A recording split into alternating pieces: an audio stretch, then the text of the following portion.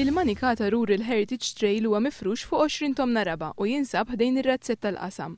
Fl-istess żona hemm ukoll Lerin li fihom kienu joqogħdu l-ewwel 16-il familja residenti fil-Manikata. Fl-2008 il-Ministeru għall-Affarijiet Rurali u għall-Ambjent għadda dan ir-razzett fidejn il-Koperattiva Rurali Manikata biex din tkun tista' tirrestawrah u taħdem minn ġo fih. Iżda sfortunatament minn dak iż-żmien sal-lum il-permessi neċessarji biex dan il-post jiġi ristrutturat għadhom ma nħarġux. Il-Koperattiva Rurali Manikata qed tagħmel minn kollox biex tirriabilita dawn l-20 tomna raba.